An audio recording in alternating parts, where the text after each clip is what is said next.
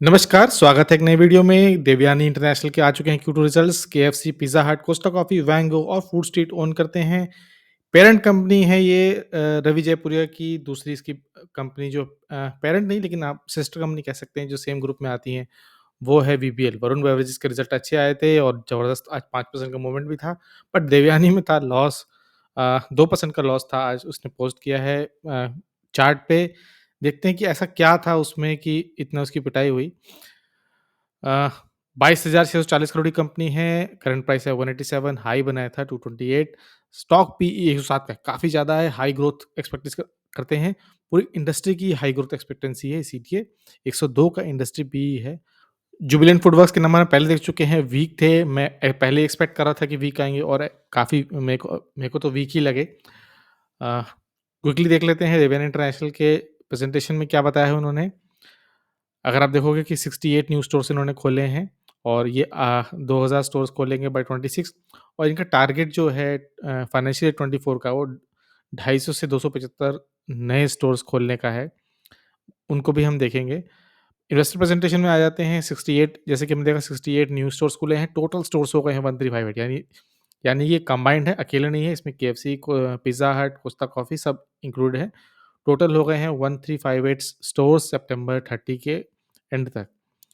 अ, इ इसके अलावा अब सीधा चलते हैं इनके नंबर ऑफ स्टोर्स में जो हमारा हम देखेंगे बाकी हम स्क्रीनर से देख लेंगे। तो 30 स्टोर्स इन्होंने नए ओपन किए केएफसी के Q2 में, 14 ओपन किए हैं पिज़्ज़ा हट्स के, 23 ओपन किए कोस्टा कॉफ़ी के, 1 किया है वांगो जो इनका साउथ इंडियन कुज़ीन का फूड है। इसके अलावा नाइजीरिया और नेपाल में भी है जहाँ इन्होंने कुछ भी ओपन नहीं किया नया स्टोर में। अगर आप देखोगे कि कितने हो चुके हैं टोटल स्टोर्स वो आपको यहाँ पे दिख जाएगा, आप आराम से पॉज़ करके देख सकते हो। तो काफ़ी हो गए हैं, टोटल मिला के 1358 स्टोर्स हैं, काफ़ी ज़्यादा हैं, जितने ज़्यादा स्टोर्स उतनी ज़्यादा सेल्स, उतना ज़्यादा रेवेन्यू, उतना ज़्यादा प्रॉफ़िट। अब प्रॉफ़िट पे आ ही गए हैं तो चलते हैं वापस स्क्रीन पे और क्वार्टर रिज़ल्ट देख लेते हैं। क्वार्टर रिज़ल्ट देखोगे तो सेल्स की है इन्होंने सितंबर क्वार्टर के एंड में 819 करोड़ की, क्वार्टर ऑन क्वार्टर डिक्लाइन है। अगर आप ईयर ऑन ईयर देखोगे 747 से बढ़ के 819 हो गया है, तो आपको सेल्स में तो बढ़ा रहा है लेकिन ऑपरेटिंग प्रॉफ़िट में क्या हाल है? 173 करोड़ से घट कर आ गया है 154 करोड़ में। और अगर आप यही कहानी देखो ईयर ऑन ईयर वहाँ भी डिक्लाइन है, 165 करोड़ से गिर के आ गया है 154। क्लियरली एक डाउनफॉल है, बोथ क्वार्टर ऑन क्वार्टर और वाई-ओवाई कंपनी के लिए अच्छा नहीं है। क्यों? क्योंकि ऑपरेटिंग प्रॉफिट मार्जिन भी है। इन्फ्लेशन की मार जुबिलेंट को झेलनी पड़ रही है, तो ये कौन-सी किसी अलग दुनिया के तो बने नहीं है। सेम जो इन्फ्लेशन है फूड का, ट्रांसपोर्ट का, ऑयल का, फ्रीजिंग का, एम्प्लॉयी सारे एक्सपेंसेस इनके बढ़ेंगे, सब तरह के साइड इफेक्ट पड़ेंगे। इसीलिए क्वार्टर ऑन क्वार्टर 20 से 19% का ऑपरेटिंग प्रॉफिट आ गया है। लेकिन ईयर ऑन ईयर 22 से घट के 19% पे आ गया है, तो काफ़ी लो है। इससे भी ड्रास्टिक पिक्चर मिलती है प्रॉफिट बिफोर टैक्स में जहाँ 13 से बढ़ के 19 हुआ है क्वार्टर ऑन क्वार्टर, लेकिन ईयर ईयर ऑन ईयर देखोगे तो 59 से गिर के 20 आ गया, 1/3 के करीब आ गया है। पिछली बार इनको कुछ टैक्स भरने पड़े थे, आई डोंट नो ये इतने सीवियर टैक्सेस ऊपर-नीचे अप-डाउन क्यों हो रहे हैं? मैं ढूँढ नहीं पाया इसकी वजह से, लेकिन 88% का इनको रिबेट मिला है, तब भी 36 करोड़ का इन्होंने नेट प्रॉफिट पोस्ट किया है। क्वार्टर ऑन क्वार्टर देखोगे तो लॉस से ये प्रॉफिट में आए हैं, लेकिन ईयर ऑन ईयर देखोगे तो 57 से गिर के 36 आ गए हैं। ईपीएस भी गिर गया है ईयर ऑन ईयर, क्यों? क्योंकि ऑपरेटिंग प्रॉफिट मार्जिन उठ गए हैं, नेट प्रॉफिट उठ गया है। समझ लीजिए आधा कर लिया है इन्होंने अपना प्रॉफिट ईयर ऑन ईयर। ठीक बात नहीं है दिव्यांग इंडस्ट्री जैसी हाई ग्रोथ कंपनीज़ के लिए। चलते सीधा इन्वेस्टर्स में देखते हैं तो प्रोमोटर्स ने अपनी हल्की-सी पोजीशन ट्रिम की है 62.76 से 62.74 इतना चलता है, इट इज़ ओके। एफआईएज़ ने अपनी पोजीशन हल्की-सी इंक्रीज़ की, जहाँ वो हल्का-हल्का हर बात बढ़ा रहे हैं, 12.05 से बढ़ा के उन्होंने 13.34 किया है। इसमें एफआईएज़ का इंटरेस्ट लगातार हमको दिख रहा है क्योंकि जो मैनेजमेंट है, जो जिस पार्ट में है, वो प्रूवन मैनेजमेंट है, उन्होंने वीबीएल के साथ भी वो करके दिखाया है। डीआईएस को देखेंगे 8.74 से उन्होंने अपनी पोजीशन हल्की सी ट्रिम करके 8.23% की है, 0.5% के आस-पास उन्होंने कम किया है और अगर पब्लिक देखोगे उन्होंने भी ट्रिम की है 16.46 से 15.16। तो पब्लिक और डीआई ने ट्रिम किया है, प्रमोटर ने भी हल्का-सा बहुत ही माइन्यूट ट्रिम किया है, लेकिन एफआईआईज़ ने, फॉरेन इंस्टीट्यूशंस ने अपनी पोजीशन बढ़ाई है। अब रिजल्ट तो आ गया है, चलते हैं ज़ीरोधा के चार्ट पे, ज़ीरोधा खोलते हैं, देखते हैं देवयानी का चार्ट क्या बता रहा है। तो अगर आप देवयानी का चार्ट देखें तो इसमें पहले से ही जो बड़े प्लेयर्स थे, जो जो एक्सपर्ट्स थे, उनको अंदाज़ा लग गया था। ऊपर से जुबलिंग रिज़ल्ट भी आ चुका था, तो पहले ही ऊपर से एक ज़बरदस्त तरीके से डाउनफॉल आया हुआ है। आपको हम और आप आज देख रहे हैं, वॉल्यूम भी आपको यहाँ पे अच्छा खासा दिख रहा होगा, लगातार सेलिंग पहले ही आई थी। तो बड़े लोग इसमें से जो एक्सपर्ट थे एनालिटिक्स जिनकी थी, जो उनको मार्केट का अंदाज़ा था, वो निकल चुके हैं और अब बारी आ गई है हमारी। अगर आप यहाँ पे देखोगे, एक मैं हॉरिज़ॉन्टल लाइन ड्रॉ करने की कोशिश करूँ, तो पहली बार इस कई बार इसने इस पे सपोर्ट लिया है, ऊपर गया, वापस आया, इसको ब्रेक किया, लेकिन फिर इसके ऊपर गया और फिर आज इसी के ऑलमोस्ट लग के क्लोज़ हुआ है। तो याद रखिएगा कि रिज़ल्ट खराब आया है, लेकिन हो सकता है कि वो पहले से ही प्राइस्ड इन हो देवयानी के स्टॉक प्राइस में। याद रखिएगा, ये कोई भी बाय सेल रिकमेंडेशन नहीं है, ये मेरी एनालिसिस है।